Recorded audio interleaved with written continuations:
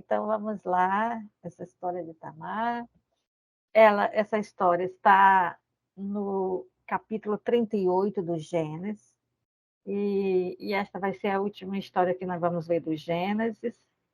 Vocês viram que o Gênesis tem bastante histórias, né, de mulheres, e que servem de inspiração para nós ainda hoje.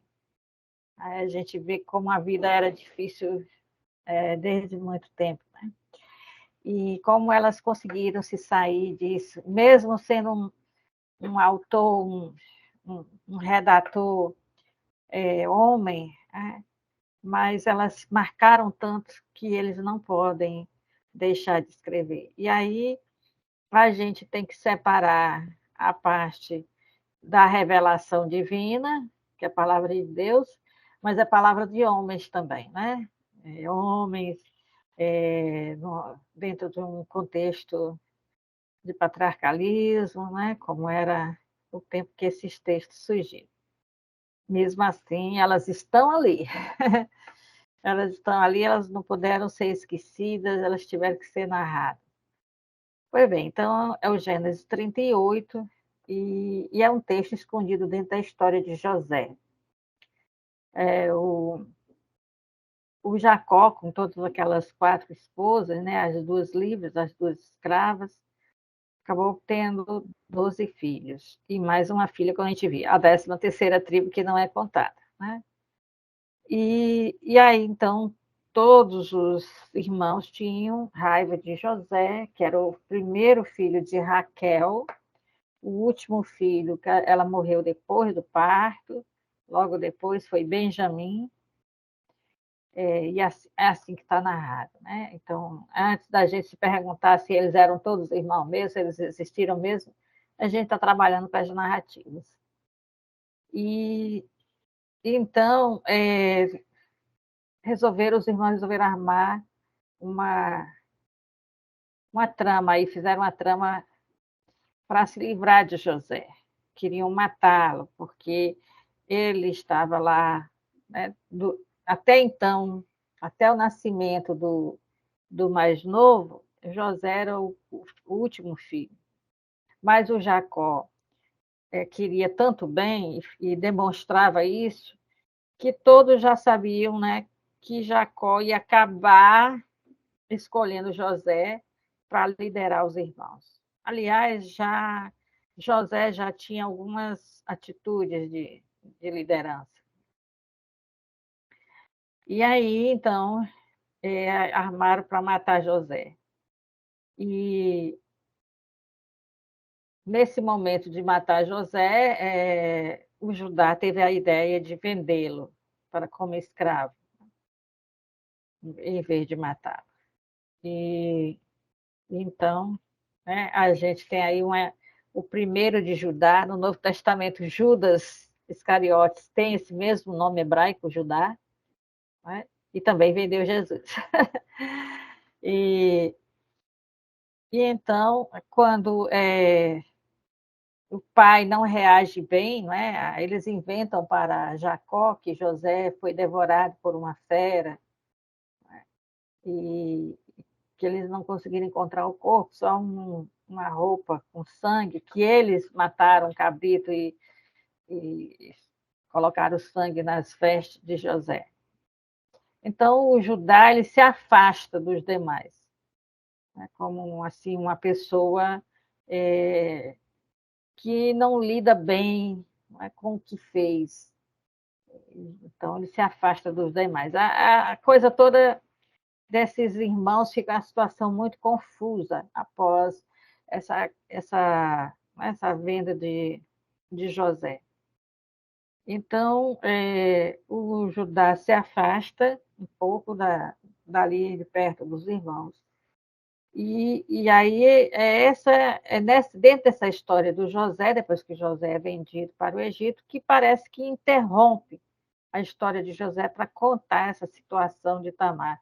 E muitos estudiosos disseram assim, não tem nada a ver essa história de Tamar no meio da história de José, mas aí é que está, que vai ter a ver sim, né? Ela não está deslocada, não, a gente vai perceber isso. Então, ela interrompe essa história e vai nos ensinar muitas lições, né, a respeito dessa grande mulher que é Tamar. Ela é ancestral de Jesus. Tá? Ela é a mulher que ela se vestiu de prostituta. Ela é conhecida por isso, por ter se disfarçado como uma prostituta e seduzido o sogro só para ter um filho. Né? E temos que entender por que, que ela chegaria a esse ponto de se vestir de prostituta, ter relações com o sogro para engravidar. Então, vamos aos pouquinhos que a gente vai entender. Primeiro, ela não é judia. Ela é uma mulher cananeia. Ela é de um daqueles povos que moravam ali perto das tribos. Desses 12 filhos de Jacó. Então, ela é uma habitante do lugar. Né? O Jacó primeiro o Abraão, depois o Isaac e o Jacó, é que são residentes ali, são migrantes, né? Não são nativos do lugar, são arameus. E então a Tamar, ela não é de nenhuma das tribos, ela não é descendente de Abraão, ela é daquela região. Então, aquela região tem diversos povos, e esses povos depois vão ser tratados como inimigos de Israel. E Israel vai querer, quando voltar do Egito, tomar posse daquelas terras que pertencem a esses povos. Canaã é o antigo nome do que hoje é Israel, é a terra prometida. Né?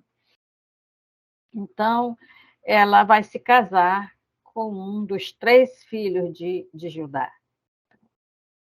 E é o mais velho, que é chamado só um E e um R, né? Faz aparecer aí. Então, ela é dada em casamento, né? Um casamento arranjado, não tem nenhuma narrativa, como tem a narrativa de, por exemplo, de Jacó e Raquel, Jacó se apaixonando por Raquel, Raquel se apaixonando por Jacó, não tem esse tipo de coisa, né? Então, vai aparecer já os contratos do casamento e tal. E, então, lembrando, né, que o único propósito da mulher naquela cultura, naquela época, era dar filhos, ter filhos, produzir, né? Produção da prole, né? Dar filhos ao marido, a fim de preservar a linhagem do marido. A mulher, ela mudava de povo quando se casava. Ela deixava de ser da casa paterna e passava a ser da casa do marido. Então, ela deixava de ser propriedade, né, entre as do pai, né, e passava a ser propriedade do marido e do clã, da tribo daquele marido. Né? Então, ela passava tanto a ser propriedade, não só do marido, mas do povo do marido, que se o esposo dela quisesse ir embora, largar o povo dele, ele podia ir, mas ela e os filhos ficavam, porque ela, antes de pertencer ao marido, ela pertencia, então, àquele povo do qual o marido, né, fazia parte. Vocês entendem isso aí? Está tranquilo? Muito bem. Então, a condição é: se a mulher não tem filhos, ela é maldita. Ela não tem razão de ser nesse mundo. Né? Ela é envergonhada disso, ela é constrangida por causa disso. Então, é muito sério. Então, antes, Tamar era propriedade do pai, né? E agora passa a ser propriedade de Er, que é o filho de Judá, né? E o primogênito de Judá. Né? Então, lembramos, né, Judá é um dos 12 filhos de Jacó. Então, é tão interessante, a gente tem um silêncio aí de Tamar, mas é tão significativo ler o texto bíblico dizer que era tão ruim que Deus o matou. Né? Então, aquela época se atribuía uma morte de uma pessoa jovem, né? Se foi uma morte por enfermidade, se atribuía a um castigo de Deus, né? Se a pessoa era ruim, então era fácil demais dizer isso, né? Que Deus tinha levado aquela pessoa como castigo pelas ruindades. Tá? Então, a Bíblia, aí o texto bíblico diz que era perverso. Né? Então, imagina Tamar, que não é da linhagem paterna, né? Uma mulher daquela localidade, que era visto com maus olhos, né? Que era visto com preconceito, porque são pessoas que não seguem o Deus de Abraão, seguem outros deuses, têm outros costumes, são os donos da terra, são os moradores do lugar, né? Uma terra que Deus prometeu a Abraão, quem mora são eles, e os descendentes de Abraão são migrantes, não são donos da terra, etc. Né? Mas o não era boa vista, certo? Então ele morreu. Então, nós temos que entender uma lei, não é? Que está aí chamado de lei do levirato. O que é essa lei do levirato que está em Deuteronômio 25, não é? De 5 a 6? É o seguinte: um homem não pode ficar sem descendentes, porque senão a linhagem dele se acaba. E, então, a honra dele, as histórias dele, os acontecimentos envolvendo a vida dele, vão ficar no esquecimento e ele é como se ele nunca tivesse existido. Porque são os filhos, os netos, bisnetos, etc., que levam adiante as histórias dos antepassados. Então, se um homem ficar sem filhos, ele é maldito. Por isso, era até permitido a poligamia, para que um homem não corresse o risco de ficar sem descendentes. Tá? Então, o que acontecia? Se um homem morresse antes que tivesse o filho primogênito homem, né? Porque a filha não vale, porque a filha vai, quando se casar, vai pertencer a outro clã. Então, não vai mais ser do clã do pai. Então, ela não vai levar a linhagem do pai adiante. Tá? E então, enquanto não tiver o filho homem, é, então, se ele morrer sem ter um filho homem, primogênito, a linhagem dele iria se acabar. Então, enquanto o problema é a mulher, ele pode se casar com outra. Mas e se ele morrer sem esse filho homem? Como é que fica? Né? Então, o que acontece aí foi, por causa disso, foi criada uma lei chamada Lei do Levirato. A palavra Levi, em hebraico, quer dizer cunhado, né? Irmão do esposo. Não é hebraico, é latim. Né? Levi, em latim, é cunhado. Dibum é cunhado em hebraico. Então, do que consiste essa lei?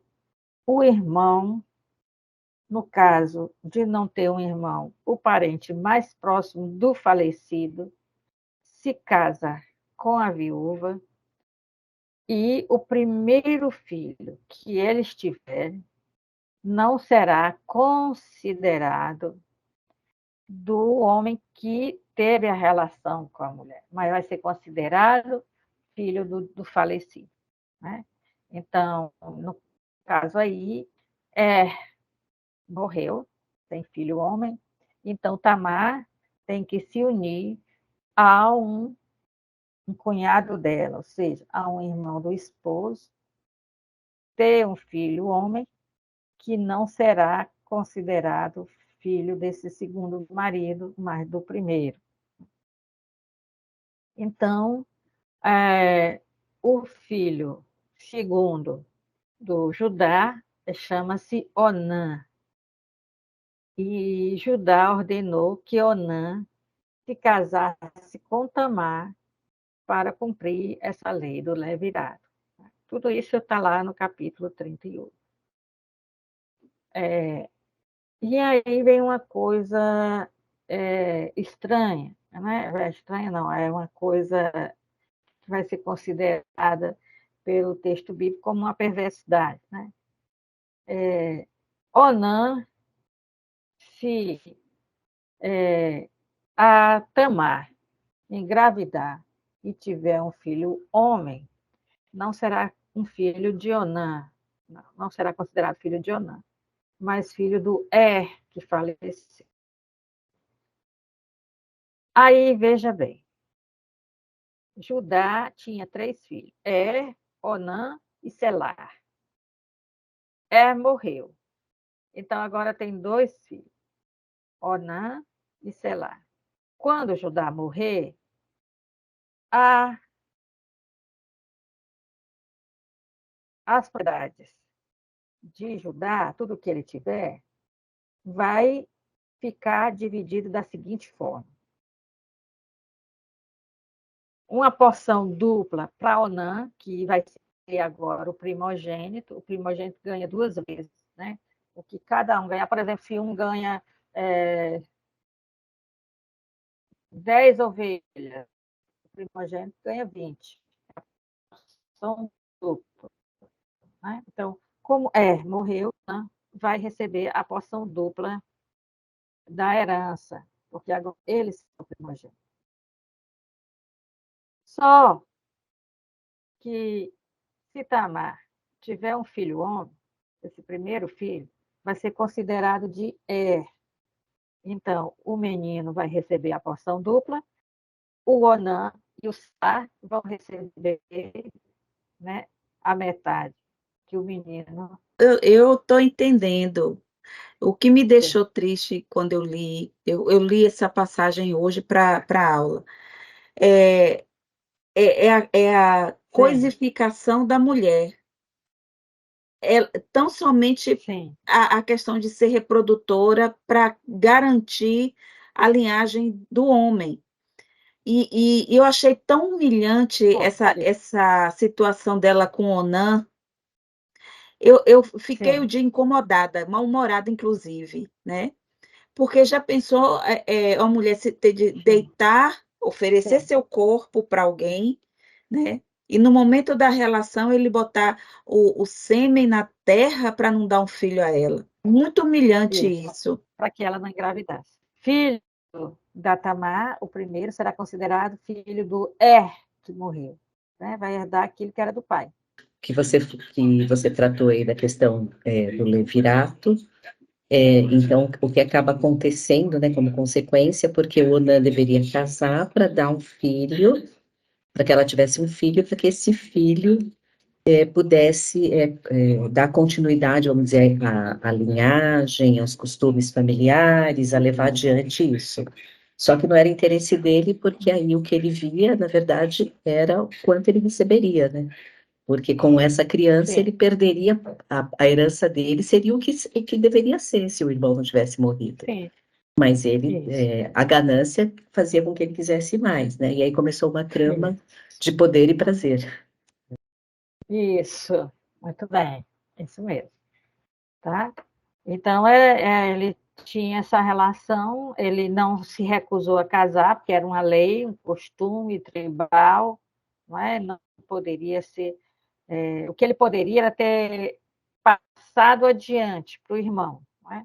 Que há um rito, a pessoa era humilhada, né? O homem que se recusasse, né? A gente vai voltar a isso no texto de Ruth, o homem que se recusasse a, a assumir, não é? A lei, a cumprir a lei do levirato, ele tinha que dizer isso publicamente, numa reunião de homens, né? Um julgamento na porta da cidade, uma coisa pública, ele teria que dizer isso para os outros homens e ele seria humilhado publicamente ao passar o direito para outro, para o próximo parente, né? Então, aí, no caso, também, nesse momento, aí o texto bíblico informa que o mais novo, o filho mais novo de Judá, ainda não está, pelo menos o que Judá diz, que ele não está na idade do casamento. Então, o Onã nem poderia passar isso adiante irmão, né? Tá? E de que adiantaria passar para o irmão? O primeiro filho da Tamar será sempre o filho do falecido e vai herdar o dobro do que eles vão herdar. Né? Então, era aceitou, mas não permitia que Tamar engravidasse, né? E não engravidando, ela era pela sociedade como uma mulher estéril, né? Não tinha filhos, tinha marido e não tinha filho. Então, aí mostra que ele usava a Tamar para o seu prazer, mas sem pensar no bem-estar dela, porque ela era que saía como maldita para a sociedade por não engravidar. E aí diz que isso fez raiva a Deus e Deus o levou também, né? Então, ele morreu também. Então, para ajudar, os filhos não morreram, não foi por qualquer outra coisa, mas porque Tamar dá azar para eles, né?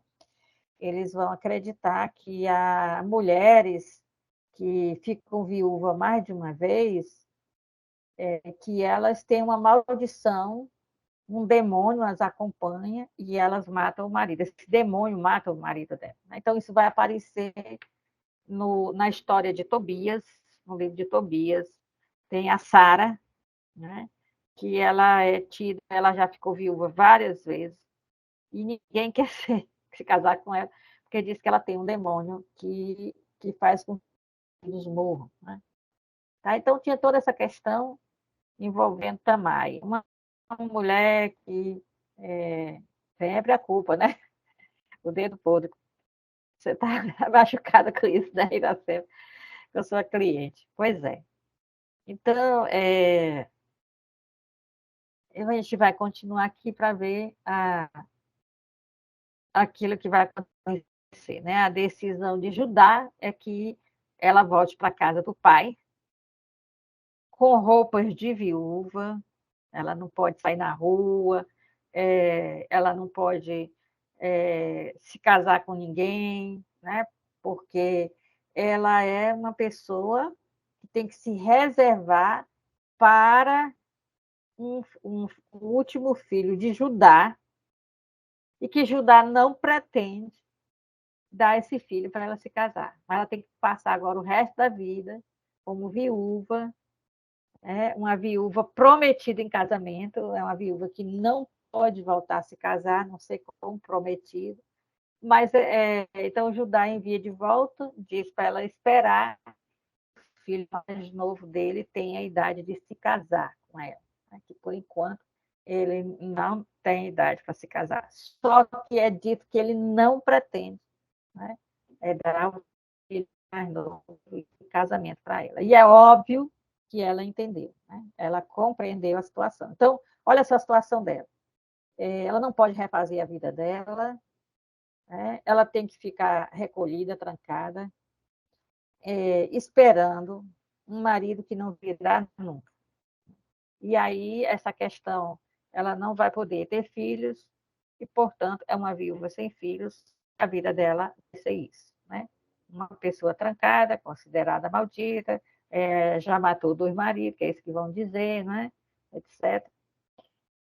E aí, então, ela compreende isso e ela vai bolar um plano bem arriscado.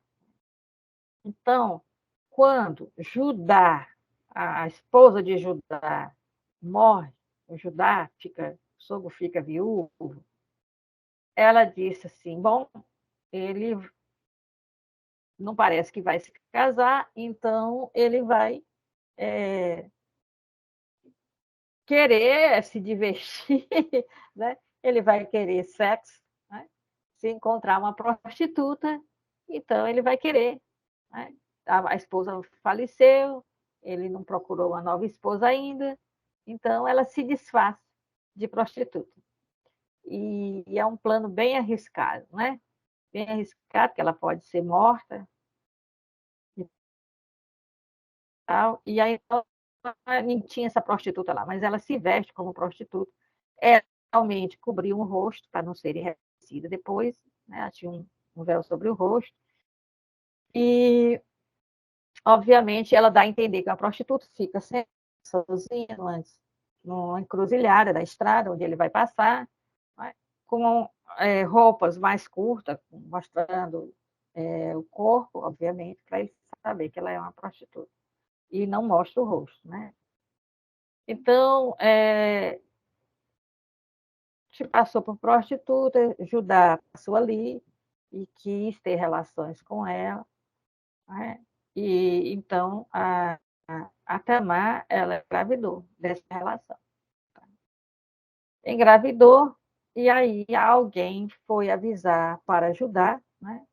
Olha, a tua nora, prometida a teu filho mais novo, cometeu adultério. Né? Prostituiu-se, prostituir-se é um termo genérico para dizer adultério e outras coisas mais. Né? Então, ela está grávida, ela traiu a sua confiança e a do seu filho. Então, Judá, ele ordena que ela seja queimada viva, não é apedrejada. Ele dá uma penalidade para ela muito mais severa, né, do que aquela que era comum na época, que era o apedrejamento. Então, ordenou que ela fosse queimada. Mas, quando vão pegar a Tamar para queimar, ela diz assim: o pai do meu filho é o dono desse cajado. Então, Jacó não tinha como pagar, não tinha ali na hora dinheiro para pagar a relação sexual, e ela disse assim: me dê como garantia. Judá disse que ia enviar para ela um cabrito como pagamento. E ela disse: pois me dê uma garantia de que você vai realmente enviar esse cabrito para mim. Eu quero o seu cajado e o seu selo, um anel, que tinha um selo que era próprio, né, para que as pessoas pudessem reconhecer os animais e etc. Então, as pessoas tinham um desenho, né, em alto relevo no anel para marcar com cera quente alguma coisa que tivesse visível aquele brasão. E no cajado também. No cajado tinha impresso o mesmo selo, de forma que se a pessoa encontrasse um cajado, saberia quem era o homem que era dono do cajado. Então, todo mundo sabia que aquele cajado era de Judá. Então, ela disse: o pai do meu filho é o dono desse cajado.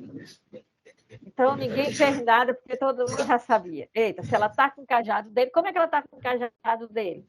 Né? Certo? E aí foram lá onde está Judá e disseram. Ela falou que o pai da criança é o dono desse cajado. Então, Jacó lembrou, né, que tinha deixado o seu cajado e o seu selo com aquela prostituta, e que depois que aquela prostituta não foi encontrada, claro, ninguém sabia que prostituta era essa, porque não tinha prostituta ali, né? E aí, então, ele entendeu que ela não tinha sido prostituta coisíssima nenhuma, tinha sido ela, a Tamar, e ele, como parente do marido dela, tinha também o direito de cumprir a lei do levirato, que era o pai, né, do marido que morreu. Então, agora ela está grávida e o filho que nascer vai ser filho de tá? Que foi o primeiro marido. Certo? E aí o Onan, ninguém sabe se vai ter quem, né? Se tinha já os filhos, se vai ter a linhagem, se não vai ter.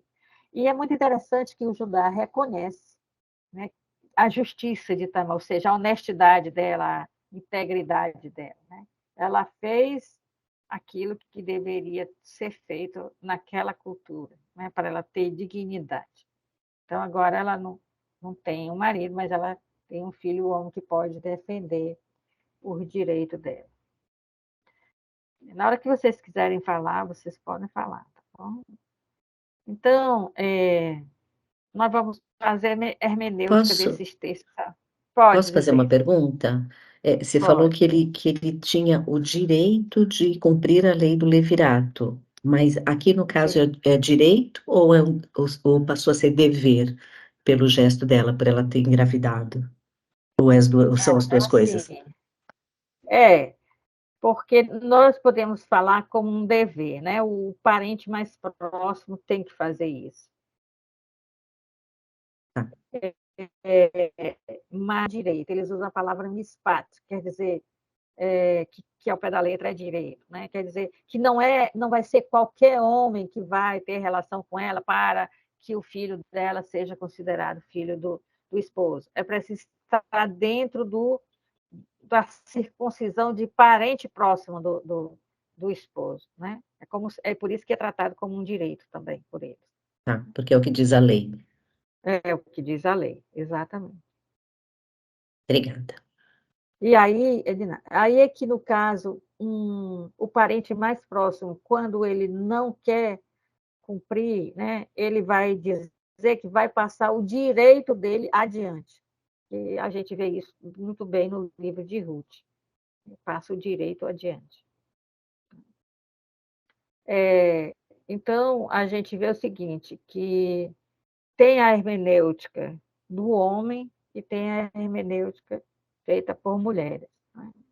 Então, a hermenêutica feita por homem não percebe certos detalhes, né, como a falta de dignidade que Tamar foi sujeitada por Judá, né? Então, enquanto Sara e Raquel está com R minúsculo, vivenciaram a esterilidade de modo natural, né? Judá coloca Tamar em uma situação de esterilidade forçada, quando promete, né, ela fica comprometida com o Selá, o filho mais novo dele, e ele não pretende permitir que esse filho se case com ela. Que ele não quer que esse filho morra como os outros dois morreram. Porque senão é Judá que fica sem uma linhagem para levar adiante o nome dele. Ele só tem agora um filho para levar adiante essa linhagem dele, né? Então, se Tamar se submete às ordens de Judá, volta para a casa do pai, fica lá trancada, vestida de viúva, o resto da vida, então a história teria terminado assim, tragicamente, né? Mas Tamar, que ficou viúva 2 vezes, né? Numa sociedade onde as mulheres só têm direitos a partir de um homem, né? Primeiro, antes de casar, é o pai, depois de casar, é o marido. Então, ela ficou numa situação difícil por não ter alguém que a defenda, né? Que possa cuidar e defender. Uma mulher sem ter um homem que a defenda, ela pode se tornar escrava de qualquer um que não respeite a lei de Deus. Por isso que a categoria viúva é uma categoria que, que ninguém deve mexer, porque Deus é o defensor, é o parente mais próximo daqueles que não têm um parente para defender. Então, a Tamar não ficou quieta, ela não ficou submissa a ajudar, né? Subverteu as normas patriarcais, ela como que diz, uma audácia, né? Uma coragem, uma esperteza, uma sabedoria, né? E usou aquilo que seria próprio das mulheres na época, né? A gente vai ver isso com Judite, que vai retomar essa história de Tamar, o livro de Judite, né? Que ela é uma viúva que tira as vestes de viúva e vai seduzir o general Holofernes, que está querendo destruir o povo dela. Nós vamos ver que Esté vai também usar essa jogada de sedução para poder salvar o povo, né? E isso, dentro do ambiente hebraico, é muito louvável. A mulher que usa a sedução para fazer a coisa certa é algo louvável, né, em Israel. Então, ela vai usar as armas que ela tem. Né? E as armas que ela tem seria se disfarçar de prostituta, porque de outra forma o sogro não iria se aproximar dela. Então, ela demonstrou muita coragem, porque ela realmente correu um grande risco, né? Então, é claro que quando ela aparecesse grávida, né, o propósito dela era ficar grávida, né? Para que ela pudesse, agora, tendo um filho homem, ter quem a defenda, e não ficar nem escondida, trancada na casa do pai, nem com outro marido, né? Então, ela teve um risco tremendo, porque a gravidez, né, quando fosse descoberta, ia se tornar um risco de morte para ela. Ela seria considerada adúltera e, e seria morta, obviamente. Né? Então, ela só não foi morta porque ela teve, no plano dela, não era só ter relações com Judá. Que de que adianta ela engravidar e ser morta, uma morte terrível? Não, ela quer engravidar e conseguir uma forma de não ser morta, né? Não ser apedrejada ou queimada, seja lá o que for. Então, ela habilmente ela pediu como garantia de pagamento os 2 itens, né, que mostrariam para todo mundo que Judá era o pai daquele filho. Então, é algo que tem o símbolo, né, do clã de Judá impresso nesses itens, né, no selo e no cajado. Então, não só o plano dela foi se disfarçar de prostituta para enganar o sogro e ter relações com ele, mas para que, ao saberem que ela estava grávida, ela ter a vida poupada, né? Então, aí é que está toda a sabedoria, toda a esperteza dela, um plano arriscado, mas um plano bem bolado, né? Então, a forma como Judá aparece, né, nessa narrativa é de um cara cuidando sempre dos próprios assuntos. Né? Então, é importante que o filho mais velho dele tenha uma mulher e, e, e é caro ir lá na terra deles para buscar uma mulher, casa com uma dessas aqui mesmo. Né? Casa com uma delas e mantém submissa, casa com uma delas para ter filho com elas. Né? Ter filho com ela para não ficar sem filho. É para isso que ela vai servir. Né? Aí, o filho morre. Então, ele cuida do interesse, de novo. Né? É preciso que essa linhagem continue. Eu não vou parar nos meus filhos. Cadê meus netos? Né? Então, dá o segundo filho. O segundo filho morre, então ele diz: eu não dou mais essa mulher para o último dos meus filhos, porque não está bem, ele vai morrer. Mas eu não a deixo livre para se casar, não a deixo livre, não é, para que possa refazer a vida. Eu a coloco de volta na casa do pai, dizendo que ela está prometida ao filho, meu filho mais novo, então ela fica lá presa, não é, com a vida toda estragada por causa disso. Então, ele está sempre pensando nos seus próprios interesses, como ele pensou no interesse dele ao vender o próprio irmão. Não é? Isso aí é muito chocante, a gente vê o contraste entre um homem mesquinho, que é o Judá, e uma mulher sábia. Né? Então, aquele que é membro do povo de Israel é um mesquinho, né? E todo errado. E aquela que deveria ser errada é que não é nem no membro do povo de Israel, é a que age da forma mais sábia, mais correta, né? Para aquela visão da de antigamente. Então, agora nós temos a que olhar, né, com muita profundidade para ver a intenção, né? Ou pelo menos quais seriam a proposta do redator, de quem escreveu o texto. Né? Então, veja só. Primeiro, quem está escrevendo é um homem judeu, né? Depois desses acontecimentos, algum tempo, muito tempo depois.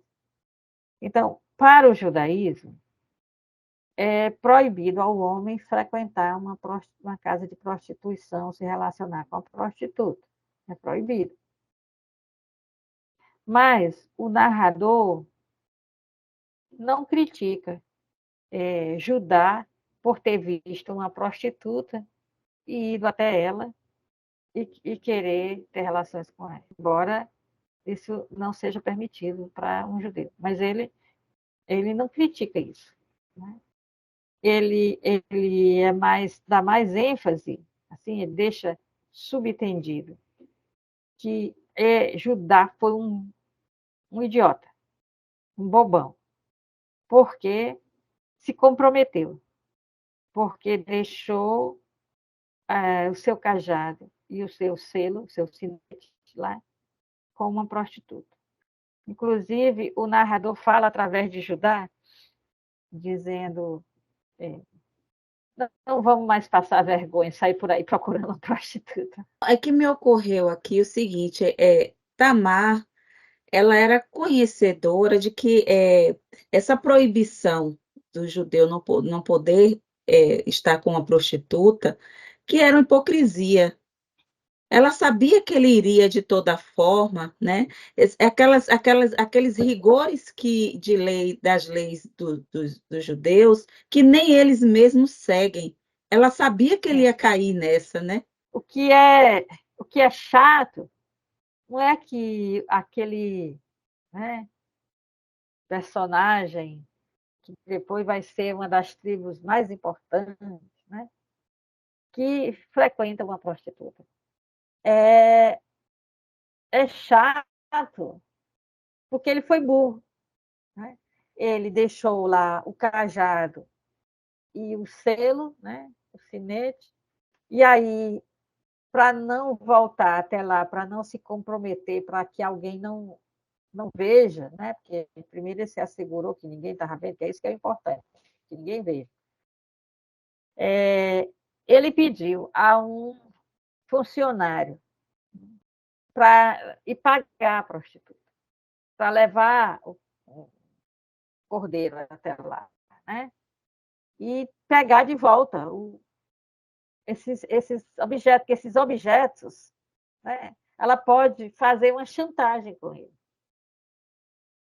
Porque ela está de posse desses objetos que garantem que ele esteve com ela. Então, ele foi burro. Parece que a narrativa diz isso, né? E aí o funcionário fica procurando essa prostituta e ninguém conhece, fica perguntando para as pessoas: ei, onde é que está agora uma prostituta? Ei, sei o quê. Prostituta? Não tem prostituta aqui.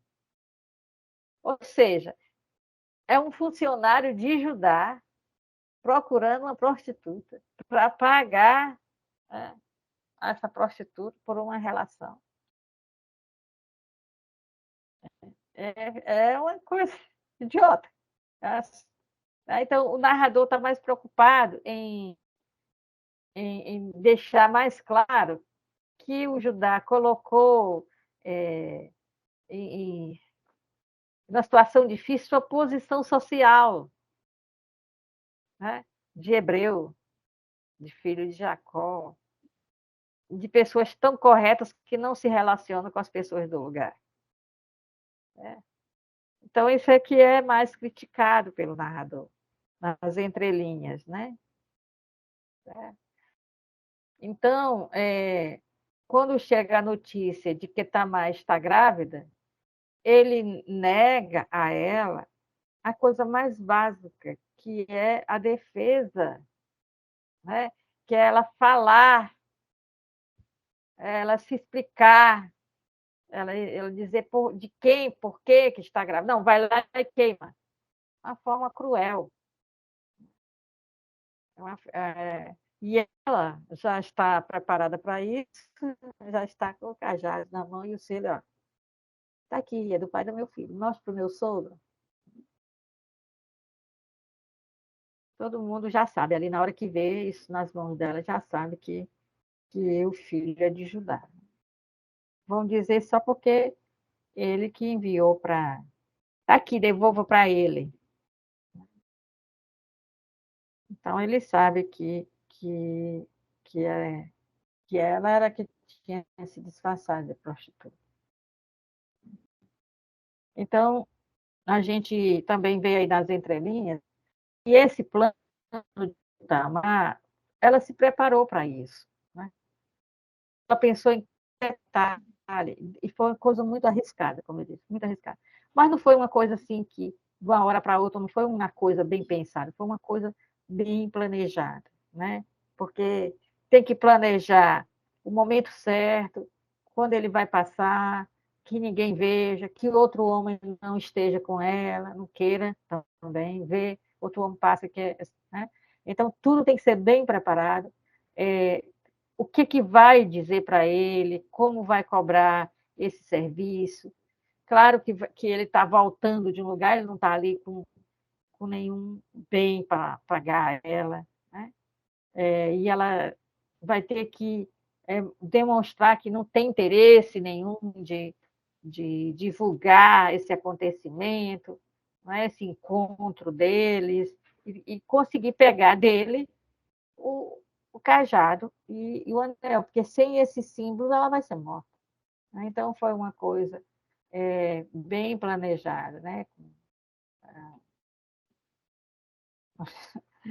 Uma sabedoria incrível, uma esperteza, então uma mulher que usou ali a sedução, a sabedoria. Vai ser assim com Esté, com Judite, né? Essas heroínas fora do Gênesis, elas vão reviver certos aspectos da história de Tamar.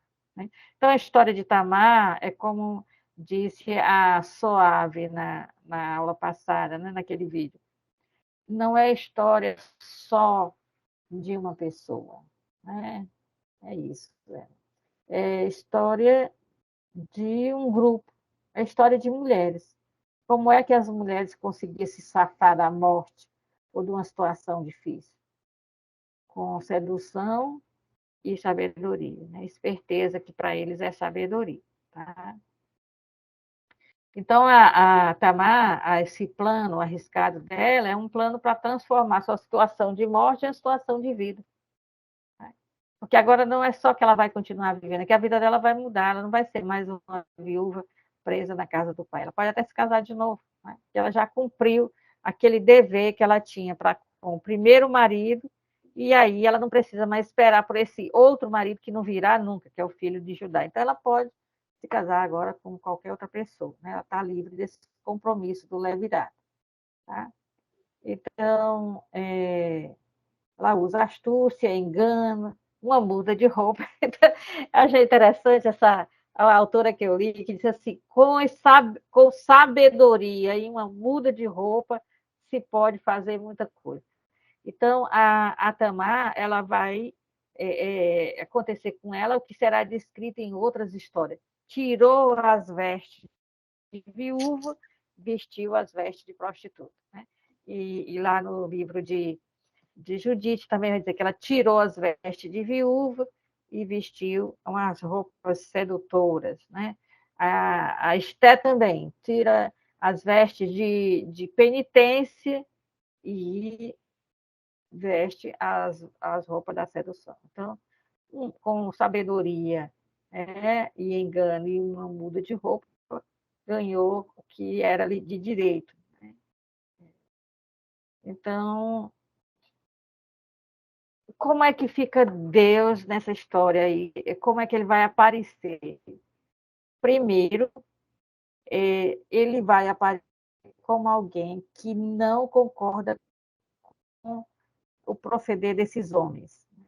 Não tem assim, porque aí seria esperar demais do narrador, né? Ele dizendo a mulher está certa, né? Uma mulher estrangeira, ela está certa e o judeu está errado, né? O hebreu está errado. Mas ele coloca que Deus Deus a livrou de dois maridos sem vergonha, né? Um que era tido como perverso, né? E o outro que realmente era um ganancioso sem escrúpulo. Essa história, foi tão forte, ela mexe com a imaginação das pessoas e ela irrita alguns, né? Ela é chocante, é impactante, não é? Que na igreja, a igreja, para não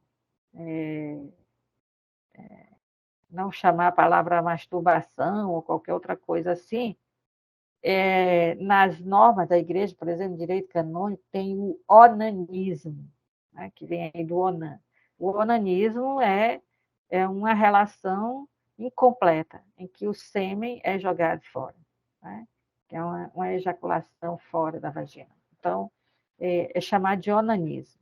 Então, tudo que tiver a ver com o homem ejacular sem estar na penetração é chamado de onanismo. Um nome assim técnico, para não dizer os diversos nomes que, que dizem respeito a essas situações, né? Então, na moral teológica, né? Moral fundamental, moral, essas matérias de moral, a gente aparece lá nas leis da igreja, nas coisas, o onanismo. Né? Se trata disso. Né?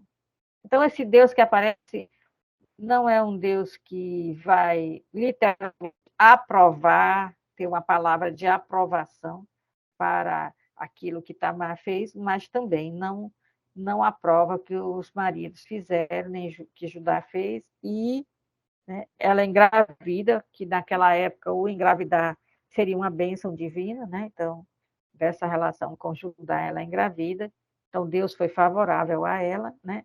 Além de ter levado os seus dois primeiros maridos.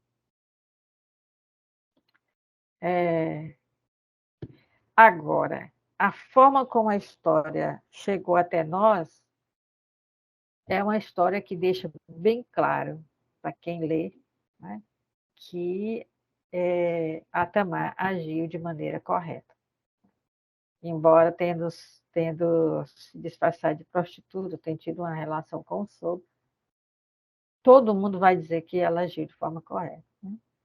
E só não se for uma pessoa realmente com mente doentia que vai ter um moralismo exagerado, que não vai achar que naquelas condições era a única solução para ela. Né? Então, agora, a parte mais gratificante, né, é o próprio Judá reconhecer que ela foi muito mais correta do que ele, né? Porque ele descumpriu uma lei divina. Duas. Primeiro, ele não deu o filho para, quando chegou na idade de casar, ele não permitiu que o filho se unisse a Tamar. E outra, né? Ele, ele não liberou para um novo casamento, mas manteve presa ao filho mais novo. E ele se encontrou com a prostituta e teve relações com ela. Mais outra coisa errada, né? Então, ele não cumpriu a lei do levirato, não cumpriu a lei da castidade, não cumpriu nada de lei que era importante para eles. A mulher que não é judia cumpriu. Né? Então, Judá, né, parece ser transformado aí nessa situação. Porque essa é aí a relação que existe da história de Tamar com a história de José. Então, essa narrativa não fica deslocada, porque essa atitude de Tamar vai mudar a cabeça de Judá. Né? Então, Judá vai se reconhecer um homem errado, um homem mesquinho. Né? E que Deus favoreceu uma mulher estrangeira que agiu corretamente e não favoreceu a ele. Né? E E até então ele foi muito mesquinho. Daí para frente, o Judá vai se tornar uma pessoa que vai assumir responsabilidades, vai correr riscos, né? Então, isso vai ser importante para o reencontro dele com José, tá? Então, uma vez que ele traiu a confiança de José e Jacó ao vender José como escravo, mais tarde ele vai ser o responsável pelo Benjamim. O José reconhece os irmãos e diz que os irmãos só vão levar o trigo, né, se trouxerem o irmão deles mais novo, né, que é o irmão legítimo de José, filho da mãe de José, né, é o filho mais novo de Jacó, filho de Raquel. Então, José quer ver o irmão que é 100% irmão, né, que não é só meio irmão como os outros. E Judá vai dizer assim, me mate, me trate como escravo, mas não faça nada com o menino. Tanto vai se responsabilizar perante o pai, vai dizer, eu prometo trazer teu filho de volta, o rapaz de volta, é um adolescente ainda, né? Como ele vai dizer para José que ele está disposto a qualquer coisa para José não fazer nada contra o Benjamim. Então, mostra que ele mudou. Então, Judá deixou de colocar os outros em risco e passa a colocar a sua própria vida em risco para ajudar os outros. Então, isso ele muda com essa história de Tamar, né? Então, quando encontra com José, já está mudado. Então, nós podemos dizer que Tamar é o principal agente causador da mudança de Judá, né? Tem essa questão toda do que aconteceu aí, que todo mundo ficou sabendo dos erros de Judá, né? Por causa da questão do cajado, do sineiro. E todo mundo ficou sabendo de que Tamar, ao que Tamar se sujeitou para cumprir uma lei, que para aquela cultura era a lei dos deuses, né? Era uma lei divina. E é isso. Então, essa história vai ser retomada no livro de Ruth, que vai ser uma moabita, que é viúva, né? Que vai ter que passar pela lei do levirato, etc. Tal. Vai ser retomada por Judite, que não vai se disfarçar de prostituta, mas é uma viúva que vai deixar as roupas de viúva para seduzir um guerreiro inimigo, né? A história de Esté, que vai tentar seduzir o seu próprio marido, o rei, para salvar o povo, né? E assim, essas histórias das mulheres no livro do Gênesis são as melhores e que servem de base para as outras histórias nos outros livros da Bíblia, né? Então, aí as mulheres realmente, mesmo dentro de uma sociedade patriarcal, né, elas têm um espaço. Mesmo quando elas são silenciosas, né? A única vez que menciona que Tamar falou é quando ela fala com Jacó, pedindo o cajado como garantia, e quando ela diz para aqueles que vão matá-la que o pai da criança é o dono do cajado. Diná nem sequer abre a boca, né? Não fala. As duas escravas também não falam. Mas, mesmo assim, as histórias delas falam muito, né?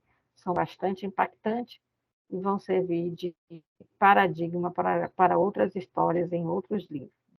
Com isso, a gente encerra aqui as histórias das mulheres no Gênesis. Tá?